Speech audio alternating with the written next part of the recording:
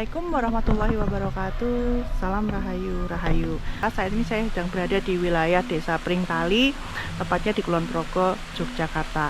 Nah, saat ini saya sudah bersama narasumber. Kita kenalan dulu dengan beliau.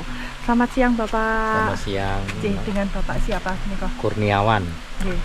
Kurniawan. Ini kan kita saat ini sedang berada di belakang kita ada Candi Pringtali ya, Pak. Candi Pringtali. Situs Candi Pringtali. Mungkin bisa diceritakan, Pak, awal mulanya Candi Pringtali ini, Pak. Monggo. Ini Candi Pringtali ini yang berdasarkan dari cerita nenek moyang kami yang ada di Pedukuhan Pringtali. Untuk penemuannya itu di tahun berapa kami tidak mengetahui tentang keberadaan Candi Pringtali ini. Tahu-tahu kami juga sudah dari cerita nenek moyang sudah ada bentuk candi yang ditemukan di Pedukuhan Pringtali. Berdasarkan bangunannya ini terdiri dari satu lingga, dua yoni yang ada di bangunan sebelah sana itu, dan ada susunan batu berkotak yang di atasnya. Dan beberapa tahun lalu di sekitar tahun 88 atau 89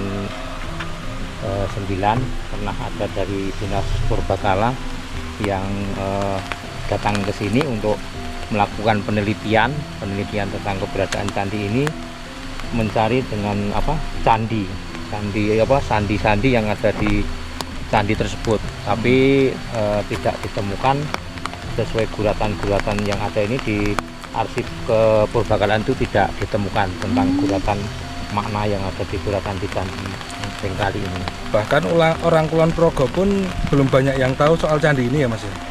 Kulon Progo ya sebagian sudah banyak yang tahu, tapi karena istilahnya untuk Candi Pringtali ini sebenarnya sudah banyak juga yang mengekspos tentang dari dinas, dari OPD yang terkait untuk candi yang ada di Pedukuhan kami ini. Tapi ya kami selaku warga Pringtali melakukan kegiatan di setiap tahun untuk Candi Pringtali, ya dari mulai keperawatan di setiap tahunnya, kemungkinan di setiap bulan Safar kami mengadakan kenduri bersama di sini, yang intinya untuk merti pedukuhan di Pedukuhan Pringtali. Kami bersama warga untuk berkenduri di sini. Dan terus terang saja ini kami mayoritas di Pedukuhan Pringtali itu beragama Islam, tapi ketika ini karena keperawatan cagar budaya dengan toleransi masyarakat yang tinggi, kami merawat candi ini sampai sejauh ini. Iya. Pak Non Sewu, tadi kan Bapak kalau dari pihak BPCP sudah sudah melihat ini juga. Ya. Nah, apakah dari pihak Dinas Purbakala ini memberikan informasi terkait ini tuh sebenarnya candi itu di era apa sih, Pak? Ini candi era apa, Pak? Kalau berdasarkan cerita dari mereka, ini adalah candi peninggalan Hindu Buddha pada zaman dahulu, pada zamannya. Dan untuk tahunnya itu tadi nggak bisa disebutkan kapan penemuannya dan dari kapan. Itu kemungkinan ini dengan Candi Borobudur itu usianya lebih tua sama ini, atau mungkin hampir sama lah, kurang lebih seperti itu. Pak, terus kemudian setelah dari ada Dinas Purbakala ini, kemudian apakah ada waktu itu sudah tersusun seperti ini atau bagaimana, Pak? Pada dulu awalnya itu saya dengar cerita dari sesepuh sini, awalnya candi ini kan di sana itu pohon preh yang besar, berhubung dulu terdampak akar, terus ada pergeseran juga. Setelah pergeseran itu di masa itu ada orang yang membongkar candi ini sebelum Dinas Purbakala itu datang, kalau nggak salah itu membongkar candi ini untuk menyusun candi secara acak. Nah, menyusun candi secara acak itu salah satu orang yang mungkin dulu orang itu disebut gimana ya, dia ingatannya agak berkurang lah, kurang lebih begitu. Terus dia menyusun merusak candi ini dan disusun kembali oleh orang tersebut. Tapi setelah itu dari Dinas Purbakala datang ke Pedukuhan Pringtali untuk penelitian kemudian terus diukur seputaran candi ini, diteliti, kemungkinan ini hanya kemuncaknya atau bagaimana, tapi ternyata tidak ditemukan tentang apa kanan kiri bawahnya ini kan seperti bentuk kemuncak, Iya. kurang lebih seperti itu. Pak, ini kan kita istilahnya kayak berada di atas perbukitan kan ya Pak Nje? Iya, Ya. betul. Ini kan di sini kan daerah sini non sewu agak rawan longsor ya Pak Nje. Iya betul. Nah, pernah nggak Pak di daerah sini terjadi kelongsoran seperti ini Pak? Oh pernah, ini dulu awalnya di tahun 85 kurang lebih ya. Iya. Di sekitar tahun 80-an itu pernah terjadi longsor dari sebelah sana itu, Iya. di atas bukit yang sana itu, dan di bawah ini masih ada sekolah lokal yang berbentuk letter L ke selatan SD sana. ya, Pak, ya? SD Kebonarjo. Itu candi ini malah aman ketika longsor, itu menyusuri jalan yang di samping ini ke sana, langsung candi apa di sana itu ada sekolah, langsung roboh tertimpa oleh longsoran yang dari atas. Bahkan candi ini tetap aman, di sini tetap aman, nggak ada yang tersentuh oleh apapun. Cuman ada satu pohon bambu yang di atasnya ini kira-kira ya 1 jengkal itu nggak menyentuh atas candi ini, nggak sampai menyentuh. Jadi longsorannya belok gitu ya Pak? Ya belok dari atas tuh belok sampai ke apa itu yang menimpa SD, karena ini SD-nya lokalnya dulu ke sana letter L itu. Hmm. Nah, Pak, ketika dulu awal penemukan candi ini, apakah mungkin ada firasat atau apa gitu Pak? Mungkin sesuatu hal yang tidak di luar nalar manusia gitu Pak yang terjadi? Mungkin ada lewat mimpi atau apa gitu? Kalau berdasarkan sejarah para sesepuh yang di sini, Iya. itu mereka pun bercerita bahwa candi ini sudah ada keberadaannya di sini. Jadi nggak tahu entah itu kapan atau dulu pas tahun berapanya, mungkin sebelum Masehi bahkan ya, itu candi ini katanya sudah ada di sini, di tempat ini. Karena dulu ya itu tadi ini pohon preh besar, terus ini di beberapa tahun yang lalu sebelum penelitian juga ada yang warga itu menanam pohon ini, pohon beringin. Ya ini kurang lebih sekitar usianya sekitar hampir 30 tahun lebih lah. Ya setelah ganti diganti dulu pohon preh, diganti pohon beringin ini. Nah Pak, non sewu, setelah ada dari BPK ke sini atau BPCB ke sini, itu ada nggak Pak? Mungkin kemungkinan di daerah sini masih ada atau tidak Pak? Tentang Candi keberadaan batuan candi ini. bebatuan candi yang di sini. Kemarin itu dari arkeolog pernah dicerita oleh Pak Atok Ilah yang berada di Sidosari sana. Dia dulu juga di tahun 2015 atau 16 itu ke sini melakukan jejak sejarah candi ini. Pernah mengatakan kemungkinan ini adalah kemuncak candi. Puncak ya Pak ya? Puncaknya candi. Terus beberapa tahun yang lalu mungkin terjadi longsor, terus tinggal kemuncaknya ini yang bebatuan yang di bawahnya itu mungkin sudah nyampe sungai yang bawah sana itu. Oh, Kemungkinan terbawa terbawa di bawah sana, terus ini tinggal kemuncaknya dan disusun ulang oleh mungkin para biksu atau apa yang dulu pernah ada di sini, kurang lebih sini. Bahkan di bawah situ juga ada sendang.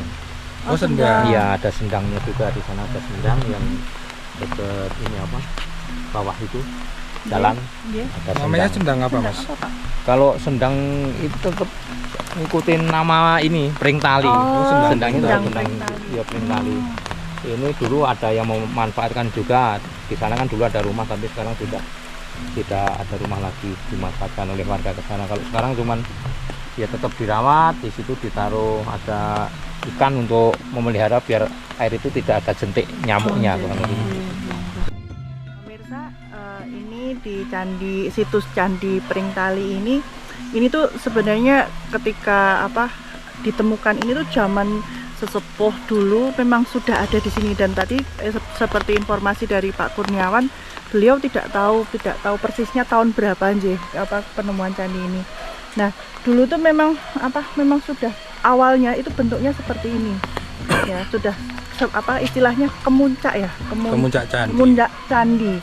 Dan ini ketika ada pihak dari BPCB atau Dinas Perbakalan DIY itu mengatakan bahwa ini tuh sebenarnya hampir usianya tuh setua Candi Borobudur.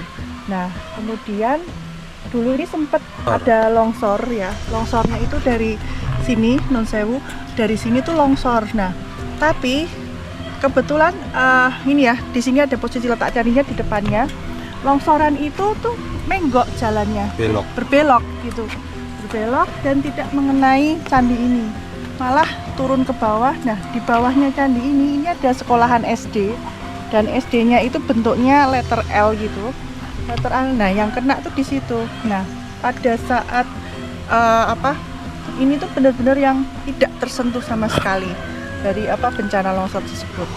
Nah, ini saat ini di Candi Pringtali ini memang menjadi salah satu cagar budaya di desa sini, di Desa Pringtali. Dan tadi Pak Kurniawan juga menyatakan bahwa kalau misalnya ada pengunjung yang pengen datang ke sini, nanti bisa sowan ya Pak, bisa sowan ke Pak Kurniawan sebagai beliau ini sebagai dukuh di Desa Pringtali ini, dan mungkin bisa tanya-tanya lebih lanjut dengan beliau.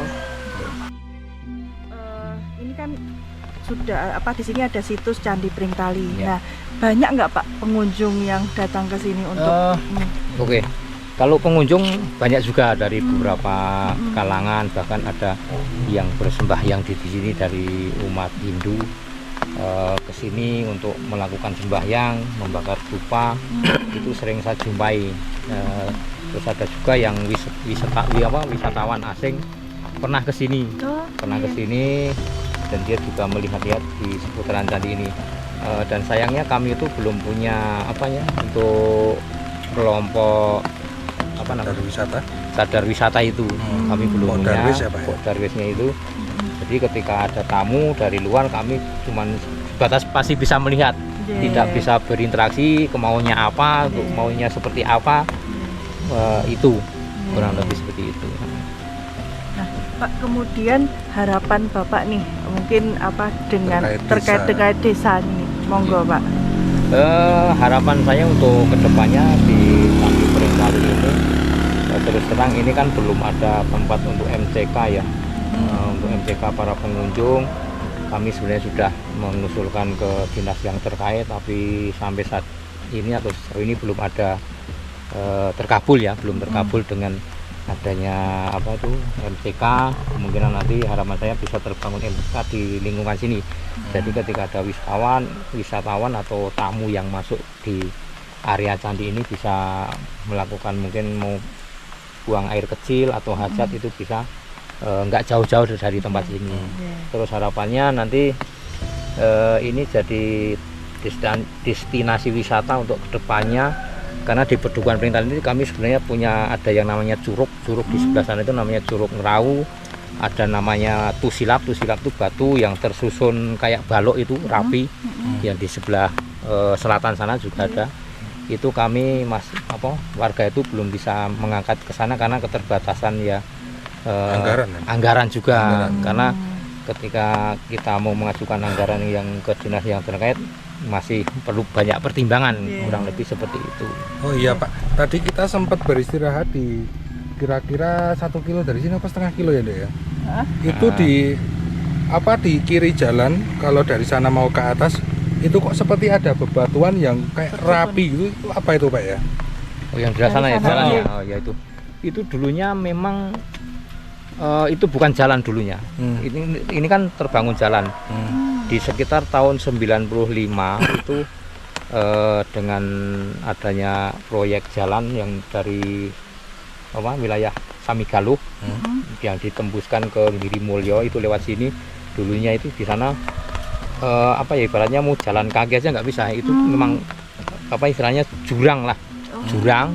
Terus dengan adanya proyek ini diupayakan untuk bisa dijadikan jalan. Memang kami ada batu-batu yang tersusun seperti itu, yang seperti kita bilang di sebelah atasnya itu juga ada batu yang tersusun seperti balok itu tadi rapi.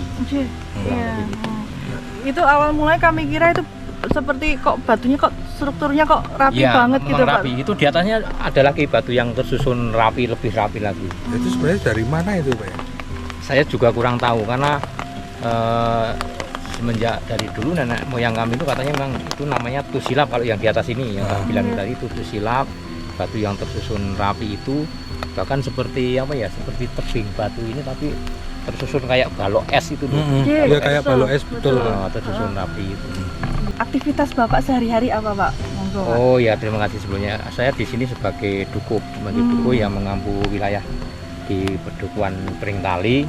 Perkenalkan, nama saya Kurniawan yang mengampu di sini. Dan aktivitas saya ya sebagai pengampu warga masyarakat di Pedukuhan Pringtali. Kurang lebih itu. Pak, kalau misalnya ada pengunjung yang pengen meliput, kemudian ya pengen tanya-tanya soal candi ini, nanti menghubungnya dengan Pak Kurniawan? Ya, siap. Kami nanti bisa menghubungi saya atau mungkin orang yang terdekat sini dulu, mungkin karena untuk waktu kalau belum ada pernah ketemu, janjian pun susah kan itu. Tapi suatu saat sini akan saya kasih untuk kontak person siapa yang bisa ditemuin. Nanti mungkin saya kasih di lokasi inilah kurang lebih siapa yang bisa ditemuin ketika membutuhkan informasi tentang keberadaan candi yang ada di Pedukuhan kami ini. Pemirsa, terima kasih sudah mengikuti perjalanan kita hari ini di Desa Pringtali, tepatnya di situs Candi Pringtali. Ikuti terus perjalanan kita berikutnya. Matur nuwun, wassalamualaikum, salam rahayu.